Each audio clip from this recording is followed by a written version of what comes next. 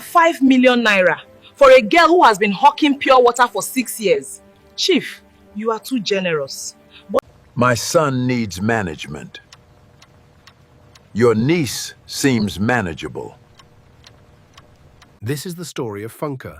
She scored 356 out of 400. Medicine and surgery.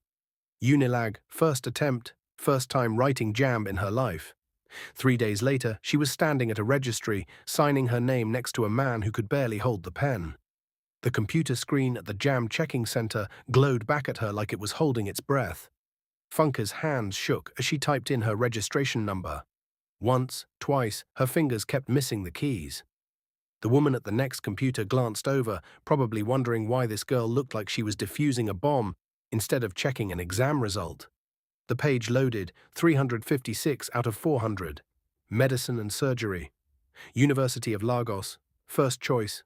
She read it 3 times, then she covered her mouth with both hands because the sound trying to come out of her was too big for a public cybercafe. The man who owned the cafe looked up from his phone. "Are you all right?" She nodded. She paid for the printout with hands that would not stay still. She folded the paper carefully, tucked it into her bag like it was made of glass, and walked out into the Lagos afternoon. She was 23 years old. She had written JAM for the first time, and she had just gotten into medical school. The sun was already setting when she got back to Aunty Bimpe's house in Ikeja. She had rehearsed it on the bus, calm, respectful, grateful even. She would show Auntie the paper. She would thank her for letting her stay all these years. She would promise to make everyone proud. She found Aunty Bimpe in the parlor with Uncle Jide and another man. A big man, ironed agbada, gold watch. The kind of man who entered a room and immediately became the largest thing in it. "Auntie, good evening, sir." "Funke, come here, sit down." She sat. Her bag with the folded paper inside was still in her hand. "This is Chief Adeyemi. He is a very important man. He owns hotels. He has come to discuss something." The chief nodded at her once. His eyes moved over her the way people look at furniture they are considering buying. "Auntie, I actually wanted to tell you something. My JAM result came out today and I—" "Not now, Funke. Listen first. Chief Adeyemi has a son, 27 years old. He needs a wife, someone responsible, someone who can manage a home. I told him about you." The room tilted slightly. Funke gripped her bag tighter. "Auntie, I don't understand. A wife? I just got my JAM result. I got 356, medicine and surgery at Unilag. Aunty Bimpe reached over and took the paper from Funke's hand. She did not even unfold it. She set it on the table like it was a receipt for Gary. "Unilag? With whose money, Funke? You think the pure water you have been selling for 6 years saved enough for medical school fees? You think WAEC certificate and 1 JAM result will pay for 6 years of medicine?" Chief Adeyemi leaned forward slightly. "I am offering 5 million naira for the bride price. Your niece will be well taken care of." Uncle Jide, who had been silent this whole time, cleared his throat. "Chief, she is a good girl, respectful, hard-working. She will not disappoint." Aunty Bimpe smiled, the smile she used when guests were watching. "Funke, this is a big opportunity. A whole chief wants you for his son. You should be grateful." "But Auntie, I want to go to school. I have been waiting for this for 6 years." "And you think I have not been waiting? Waiting for you to finish secondary school. Waiting for you to contribute something meaningful to this house. You have been here since you were 17 years old, eating our food, sleeping under our roof, and now that someone is offering something good, you want to be stubborn." Funke looked at the paper on the table. 356. Medicine and surgery. The thing she had built in secret, in traffic, under streetlights, while her cousins went to university. "When is the wedding?" Chief Adeyemi asked. "Next week. Registry, simple." That was how it was decided, in a parlor in Ikeja. Over her head, while her JAM results sat folded on a table like something that did not matter. The thing about Funke's life was that it had been constructed carefully over many years to make sure she understood one thing: that she did not matter as much as other people. Her mother died when she was small, 9 years old, breast cancer. There was no money for proper treatment. Her father, a printer in Mushin, tried, but cancer does not wait for printing jobs to pay. After the funeral, her father brought her to his younger sister, Aunty Bimpe. "Just for a few months," he said, "until I get back on my feet." 6 months later, he died in a bus accident on the Ibadan Expressway. Nobody told Funke for 2 years. They thought she was too young to carry it. Aunty Bimpe had 3 children, Biodun, Kemi and Tolu. They were close to Funke's age. Biodun was even in the same class as Funke before Funke's mother died. The house had a routine. Funke learned it quickly because there was no other option. 5:30 a.m. Wake up, sweep the compound, fetch water from the tap at the junction before the queue grew long, start the fire for breakfast. 7 a.m. Biodun, Kemi and Tolu would leave for school. Uniforms ironed, bags packed. Uncle Jide would drop them off in his car on his way to his customs office. 7:30 a.m. Funke would leave for Oshodi Junction, pure water balanced on her head. Plastic bag of sachet water, 20 naira per bag. Pure water, cold pure water. She would stand there until afternoon. Sometimes she sold 10 bags, sometimes 3.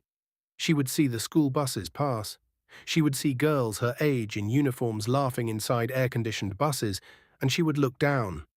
By the time she got home in the evening, Biodun, Kemi and Tolu would be back from school, sitting in the parlor doing homework, complaining about teachers, about too much assignment, about how school was stressful.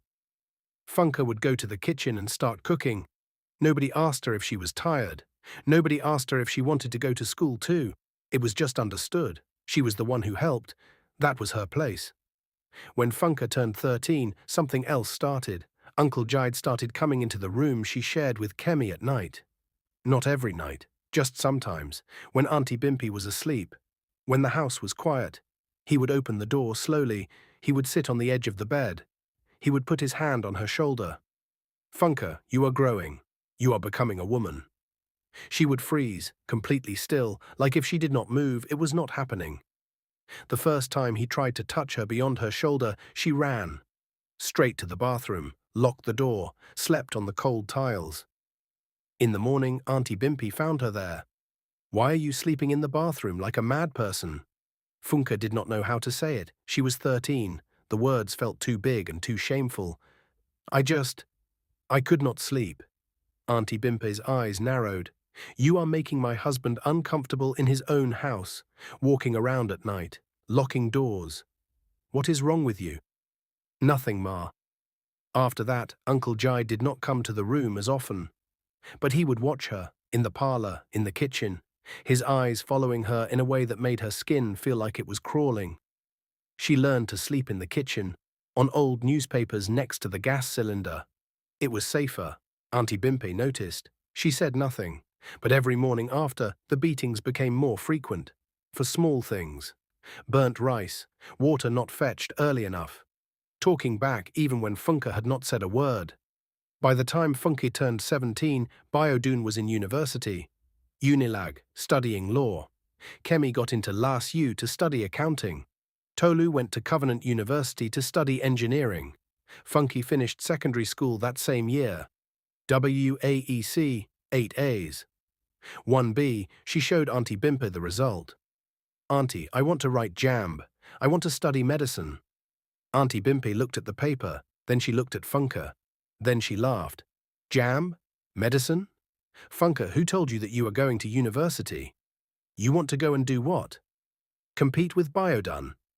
You should focus on learning something useful, hairdressing, catering, something that will help you get married." "But Auntie, my result is good. I can even apply for scholarship if—" "Enough. You will help me in the house for now. When the time is right, we will see." The time was never right. For 6 years, Funke hawked pure water.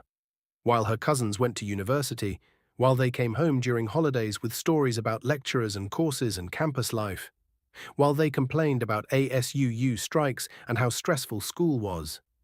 Funke said nothing. She saved every 20 naira she could hide, in a brown envelope, inside an old Bible her mother had left her, the only thing she had from before. She studied on her own, in traffic, under streetlights. In the night when everyone was asleep, she found a JAMB lesson center near Oshodi. She could not afford to register, but she would stand outside the window and listen. One day the teacher noticed her. "Why are you standing there?" "I cannot pay, sir, but I want to learn." "Come inside. You can sit in the back." For 3 months, she sat in the back of that classroom. The teacher never asked her for money. When it was time to register for JAMB, she used the money she had saved. 5,000 naira. She registered herself. She did not tell Aunty Bimpe. On the day of the exam, she told Aunty she was going to see a customer in Yaba. She wrote the exam in a hall full of 17-year-olds. She was 23. She was the oldest person in that room. But she was also the most prepared. 356 out of 400. Medicine and surgery. First choice. 3 days later, she was at a registry, signing her name next to a man she had never met. The man's name was Tunde. Tunde Adeyemi. He was 27 years old. He arrived late. His agbada was wrinkled. He smelled like beer and something sour underneath. His eyes were red. His hands shook when he signed the register. The registrar looked uncomfortable. But Chief Adeyemi had paid well, so the registrar said nothing. After the ceremony, Uncle Jide gave her away. The irony was so thick, Funke almost laughed. Almost. Chief Adeyemi's driver took them to Victoria Island. The car was silent except for Tunde's heavy breathing in the back seat. He was half asleep. They pulled into a compound, massive gate, 3 buildings. Funke had never seen a house like this. "We are visiting." "No, ma. You live here now." "Oga Tunde stays in the boys' quarters." "Boys' quarters?" "Yes, ma, that one." He pointed to a standalone building at the back, 3 bedrooms, separate from the main house. Funke got out of the car with her bag. 1 bag. That was all she owned. Tunde stumbled out after her. He looked at her for the first time since the registry. "They bought you, didn't they?" Funke said nothing. "My father thinks money fixes everything. You can have the bedroom. I'll sleep on the couch." He walked inside. Funke followed. The boys' quarters was bigger than any room Funke had ever slept in. 3 bedrooms, a kitchen, a parlor, but it smelled like stale alcohol and something rotten underneath. Tunde collapsed on the couch. Within minutes, he was snoring. Funke stood in the doorway of the bedroom. There was a bed, a real bed with a mattress and pillows, but she could not bring herself to lie on it. She lay down on the floor instead, on the cold tiles, the way she had learned to sleep in Aunty Bimpe's kitchen. It was safer. The next morning, Funke woke up at 5:30, old habit. She cleaned the boys' quarters, she cooked. She did not know what else to do. Around 10 a.m., a woman walked into the boys' quarters without knocking. Elegant, expensive wrapper, cold eyes. "So you are the one." "Ma? I am Mrs. Adeyemi, Tunde's mother. I came to see what my husband bought." "Good morning, Ma." Mrs. Adeyemi walked around the parlor slowly, taking in the bottles, the mess. Funke standing there in a wrapper she had worn for 2 days. "Can you cook?" "Yes, Ma." "Can you manage a home?" "Yes, Ma." "Good, because that is your job now. Tunde has been like this for 5 years.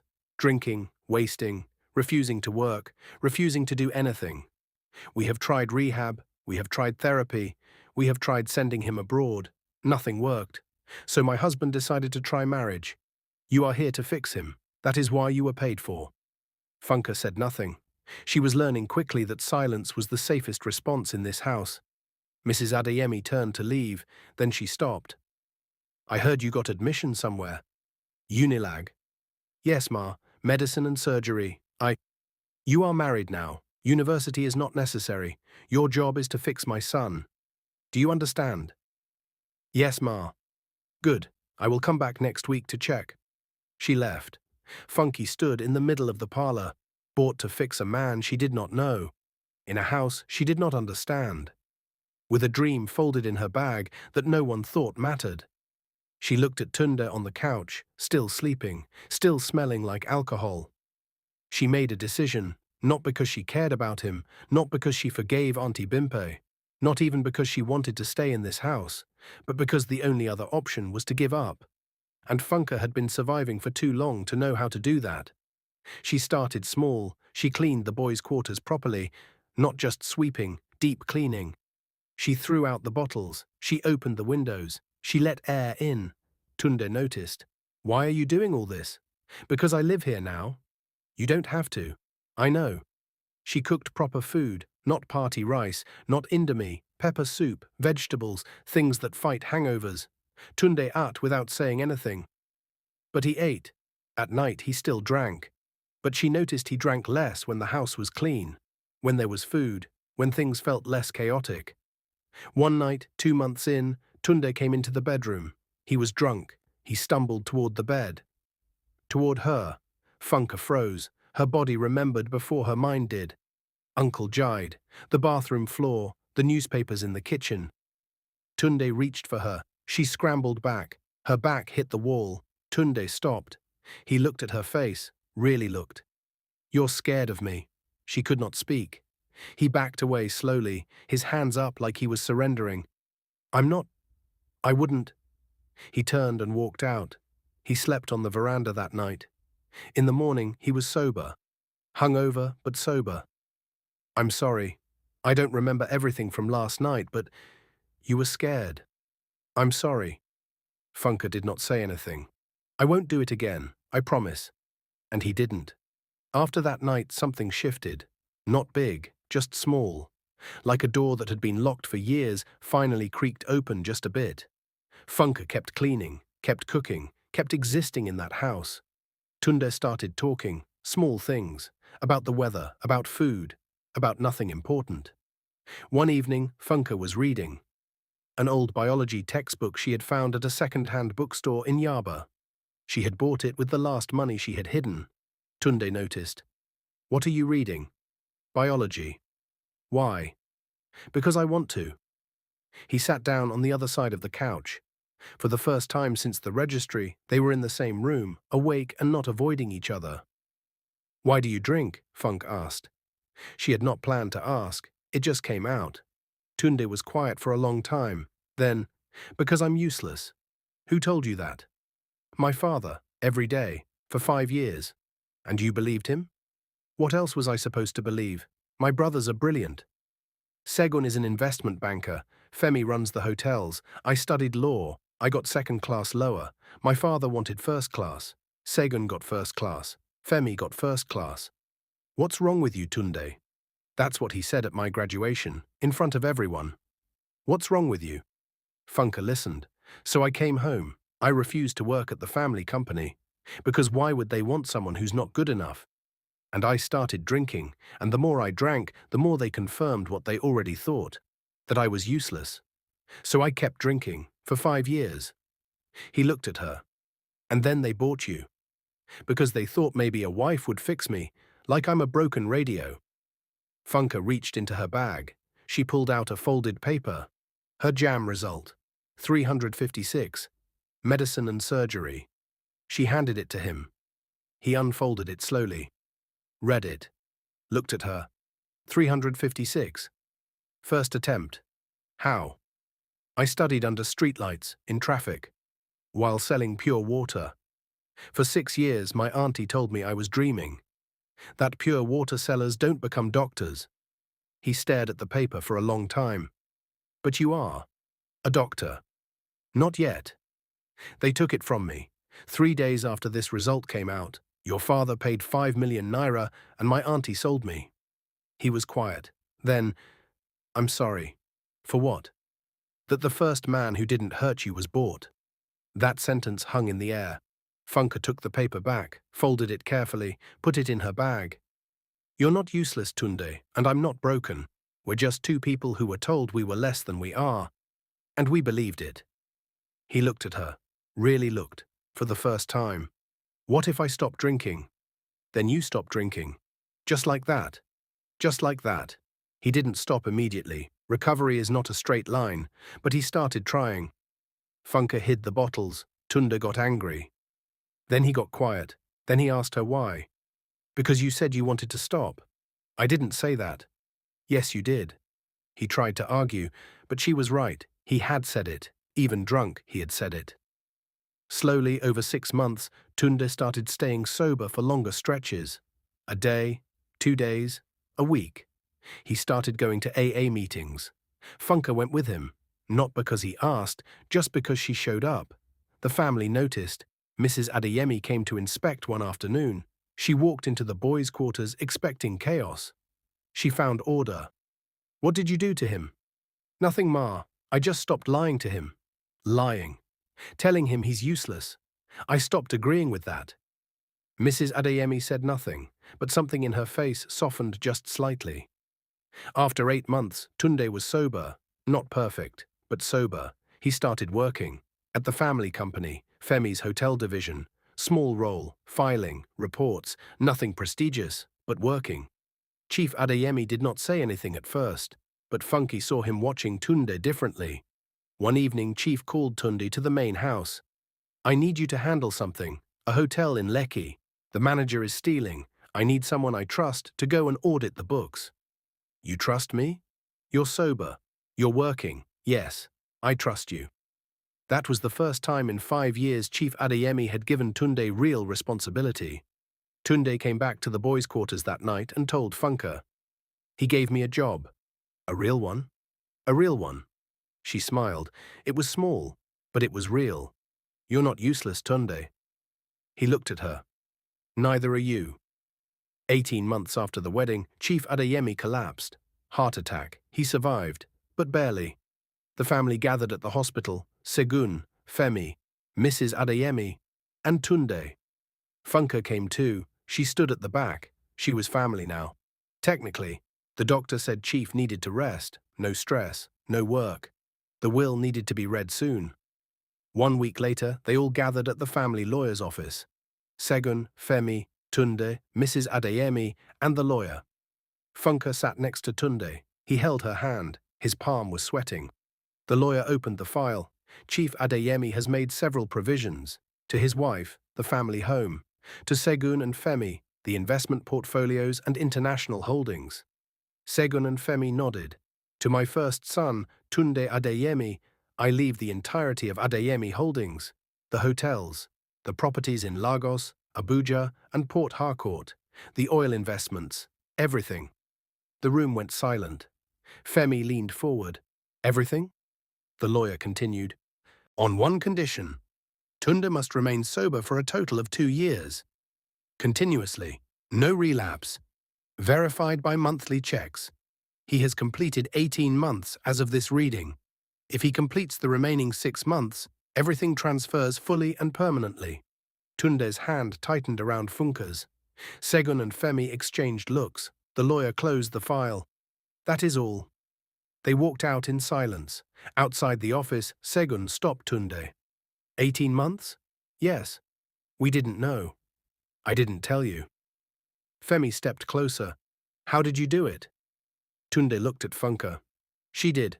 That evening, back at the boys' quarters, Tunde sat on the couch with his head in his hands. I can't mess this up. You won't. How do you know? Because you already did the hard part. You stopped. The next 6 months were careful. Tunde went to AA every week. Funk went with him. He worked. He stayed sober. The family watched, waiting. On the day Tunde completed 2 years, the lawyer called. Everything was official. Tunde Adeyemi was now the head of Adeyemi Holdings. That same week, Aunty Bimpe heard the news. Compounds talk, gossip travels. She showed up at the Victoria Island compound. She did not call ahead. She just came. The gateman let her in. She walked to the boys' quarters. Funke opened the door. Aunty Bimpe stood there, smiling, the same smile she used when guests were watching. Funke, my dear niece, look at you. Look at this place. I always knew you would do well. Funke said nothing. I came to see how you are doing, and to congratulate your husband. I heard he inherited everything. God is good. Tunde appeared behind Funke. Who is this? This is my auntie, Aunty Bimpe. Tunde stepped forward. You're the one. The one who what? The one who sold her. Aunty Bimpe's smile faltered. Sold? It was a marriage arrangement. Respectable, honorable. I connected your father with, how much did he pay you? She hesitated. That is not 5 million naira for a 23-year-old girl with a 356 JAMB score, medicine and surgery, Unilag. She got the result 3 days before you sold her. You took the result paper. You didn't even look at it. Aunty Bimpe's face went pale. I didn't know the score was that high. I didn't know. You didn't ask. You saw an opportunity to make money, and you took it. He pulled an envelope from his pocket. Inside was a bank check. 5 million naira. We are paid in full. She owes you nothing. Don't come back. Aunty Bimpe took the check with shaking hands. But Tunde was not done. He pulled another envelope from his other pocket. He handed it to Funke. She opened it. Unilag. Medicine and surgery. Deferred admission, reinstated. Tuition paid in full. Accommodation arranged. Her hand started shaking. You saved me. Let me give you back what they took. Funke looked at the letter, then at Tunde, then at Aunty Bimpe standing in the doorway with 5 million naira and nothing else. Aunty Bimpe opened her mouth, closed it. Then she turned and walked away. Funke stood in the doorway holding the letter, not crying, not smiling, just breathing, like someone who had been underwater for 6 years and finally broke the surface. Tunde stood next to her. Are you ready to be a doctor? She looked at him, then at the letter. Yes. 4 years later, Funke graduated from Unilag, medicine and surgery, 2nd class upper. She was 31 years old. Tunde was in the front row at the ceremony, sober, 6 years and counting. Mrs. Adeyemi was there too. She hugged Funke after the ceremony. I didn't think you would do it. Why not? Because most people would have given up. I'm not most people. I can see that now. The end came quietly for Aunty Bimpe, not with drama, but with the slow realization that compounds remember everything. When she tried to tell the story her way, the women at the junction would go quiet. When she tried to say she helped Funk, someone would always ask, helped her? Or sold her 3 days after she got 356 in JAMB. Biodun finished law school and got a job. Kemi finished accounting and got married. Tolu finished engineering and moved to Abuja. Uncle Jide retired from customs. The house in Ikeja became quieter. One afternoon, Aunty Bimpe saw Funke's face on a billboard, a medical outreach program. Dr. Funke Adeyemi, offering free checkups in underserved communities. She stood there for a long time, looking at the billboard, at the girl she had sold, who was now a doctor, who had saved a broken man, who had built a life from ruins. She went home and said nothing. Some people spend their whole lives waiting for revenge. Funke was never waiting for revenge. She was too busy becoming someone they would one day have to face and call doctor. The girl they sold for 5 million naira became the woman who inherited 40 billion. Not because she married money, because she built a man from ruins and he remembered. And that, more than any amount of money, more than any title, more than any position, was the thing that could never be bought or sold or stolen in the night. It was hers.